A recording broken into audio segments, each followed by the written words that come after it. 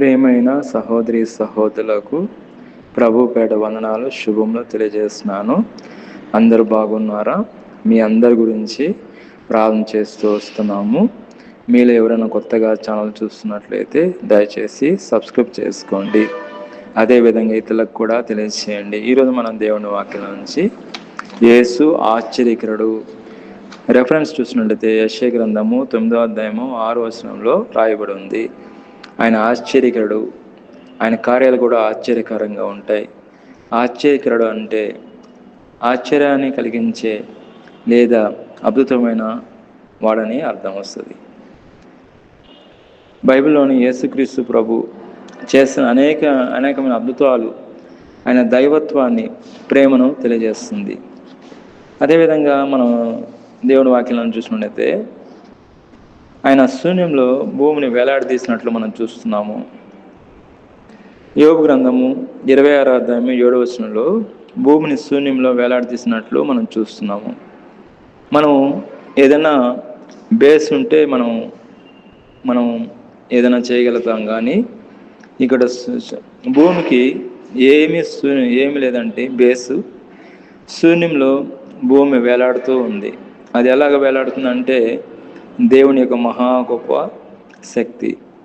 ఆయన శూన్య మండలం పైన ఉత్తర దిక్కునున్న ఆకాశ విశాలమును పరచుచు శూన్యం పైన భూమిని వేలాడదీసినట్లు మనం చూస్తున్నాము. భూమిని శూన్యంలో వేలాడదీసినట్లు మనం చూస్తున్నాము. ఎంత ఆశ్చర్యము! శూన్యంలో భూమిని వేలాడదీయడం అంటే అది మాటలు కాదండి. మనం ఏదైనా ఇల్లు కట్టుకోవాలంటే పునాది ఉంటేనే మనం ఇల్లు కడతాము. మంచిగా పునాది ఉంటేనే ఇల్లు కూడా బాగా ఉంటుందని మనం పునాది బాగా తవ్వుతాము. అదేవిధంగా ఇక్కడ మనం చూసినట్టయితే ఏ పునాది లేదు, భూమి తనంతట తన తిరుగుతూ ఉంది. భూమికి కింద ఏమాత్రం బేస్ లేదు. అది దేవుని యొక్క మహా గొప్ప శక్తి.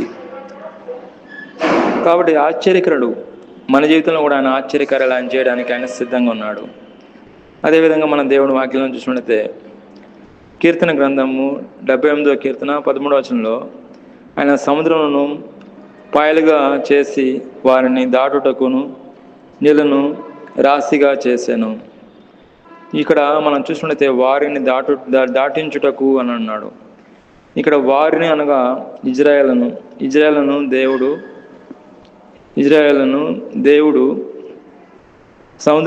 ఎర్ర సముద్రాన్ని దాటించినట్టు మనం చూస్తున్నాము. ఎర్ర సముద్రాన్ని 2 పాయలుగా చేసినట్లు మనం చూస్తున్నాము. రాశిగా చేసినట్టు మనం చూస్తున్నాము. అదేవిధంగా కీర్తన గ్రంథము 33వ కీర్తన 7వ వచనం చూసినట్లయితే ఆయన సముద్ర జలములను రాశిగా కూర్చువాడు. ఇక్కడ ఆశ్చర్యం వేస్తుంది ఏమంటే మనం చేతితో తీసుకున్నప్పుడు మనం రాశిగా చేయలేం, కానీ మన నీటిని భూమి మీద పెట్టంగానే భూమి అదంతా భూమిలోకి వెళ్ళిపోతాయి. కానీ రాశిగా ఎట్టి పరిస్థితుల్లో మనం చేయలేం. కానీ దేవుడు మాత్రం నీటిని రాశిగా చేస్తా అని ఆయన అంటున్నాడు, వాగ్దానం చేస్తున్నాడు. మనుషులకు అసాధ్యమే, కానీ దేవుడికి సమస్తం సాధ్యమే. అందుకని ఆయన ఆశ్చర్యకరుడు అన్నారు. ఇక్కడ ఉదాహరణ చూసుకుంటే మనం బకెట్లో నీళ్ళు తీసుకున్నప్పుడు బకెట్లో నీళ్ళని మనం చేత్తో ఎత్తి ఇంకో దగ్గర పెట్టినప్పుడు అవి రాశిగా అవ్వవు, కానీ ఫ్లాట్గా అవుతాయి వాటర్. కానీ దేవుడు నీటిని రాశిగా చేస్తా అంటున్నాడు, సముద్రాన్ని రాశిగా చేస్తా అంటున్నాడు.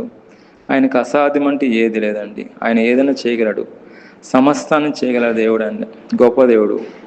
అదేవిధంగా మనం చూసినట్లయితే మనం కష్టాల్లో ఉన్నామా, శ్రమల్లో ఉన్నామా, ఇబ్బందులో ఉన్నామా, మన దేవుడు ఉంటే మన జీవితంలో మనకెందుకు ఈ కష్టాలు వస్తున్నాయి, మనకెందుకు ఈ ఇబ్బందులు వస్తున్నాయి, మనకెందుకు ఈ శ్రమలు వస్తున్నాయని బాధపడుతున్నావా? అయితే దేవుడు నీ జీవితంలో ఆయన ఆశ్చర్యకార్యాలు చేయడానికి ఆయన ఆశ్చర్యకరుడు. నీ జీవితంలో ఆయన ఆశ్చర్యకార్యాలు చేయడానికి ఆయన సిద్ధంగా ఉన్నాడు. నువ్వు అనుమతిస్తే దేవుడు నీ జీవితంలోకి వచ్చి ఆయన గొప్ప కార్యం, అద్భుత కార్యం చేయడానికి ఆయన సిద్ధంగా ఉన్నాడు. నీ జీవితంలో ఒక నూతన కార్యం చేయడానికి ఆయన సిద్ధంగా ఉన్నాడు. నూతన అద్భుతాలు ఆయన చేయడానికి ఆయన సిద్ధంగా ఉన్నాడు. కాబట్టి నువ్వు 2026 సంవత్సరంలో ఒక గొప్ప కార్యం, ఒక నూతన కార్యం ఆయన చేయడానికి ఆయన సిద్ధంగా ఉన్నాడు. కాబట్టి నువ్వు అనుమతిస్తే ఆయన నీ జీవితంలోకి వచ్చి ఆయన అద్భుతాల మహత్కార్యాలను స్వచ్ఛకార్యాలు ఆయన చేస్తాడు. యేసుక్రీస్తు ప్రభు ఈ లోకంలో జీవించినప్పుడు ఆయన చేసిన అద్భుత కార్యాల గురించి మనం చూసినట్లయితే ఆయన నీళ్లను ద్రాక్షరసంగా మార్చినట్లు మనం చూస్తున్నాము.